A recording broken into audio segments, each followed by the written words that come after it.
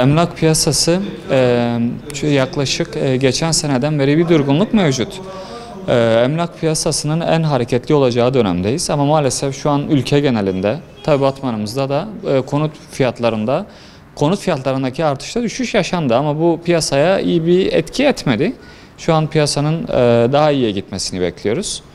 Bu şekilde şu an piyasa devam ediyor. Kiralama sektöründe de bir düşüş var. Aslında alım gücünden kaynaklanan problemlerden dolayı bir düşüş var. Bir piyasa durgunluğu var. Köpük fiyatlar silindi.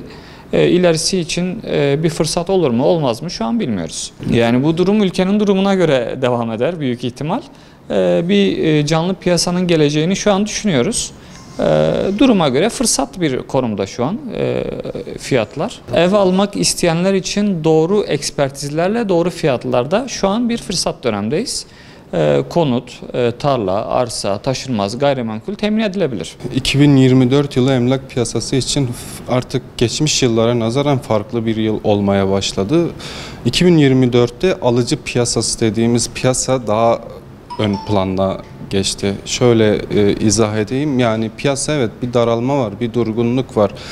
Yalnız fiyatı doğru olan mülklerde satış oluyor. Öyle böyle. Geçen senenin Mayıs ayına göre bu ay işte %25'lik bir azalma oldu emlak piyasasında, özellikle konut piyasasında, ama tarla satışında bir artış gözlemleniyor yani geçen seneye göre. Evet, alıcı piyasası şu anda gözde olan, yani bir mülkün değerini artık belirlemiyor. Piyasa değil de alıcılar belirlemeye başladı yani.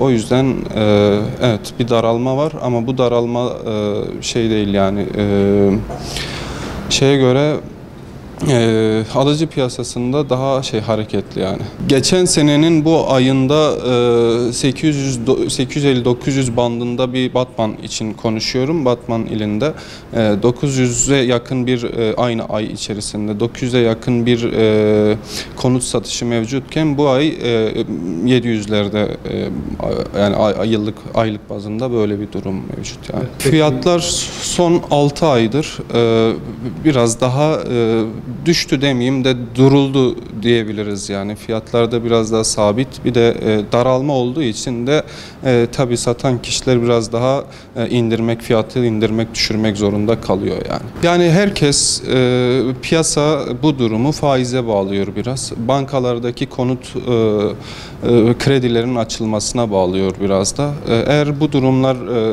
ivre tersine dönerse tabii ki de açılacak yani.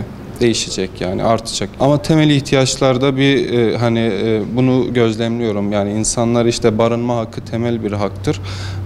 Bu konuda kiracı olanlar ev sahiplerinden çok çektiklerini söyledikleri için şu anda genel olarak alan kişiler yatırım amaçlı değil de barınma ihtiyaç amaçlı almak zorunda kalıyorlar. Borçlanma da olmadığı için tabii çeşitli sıkıntılar yaşadıkları oluyor yani.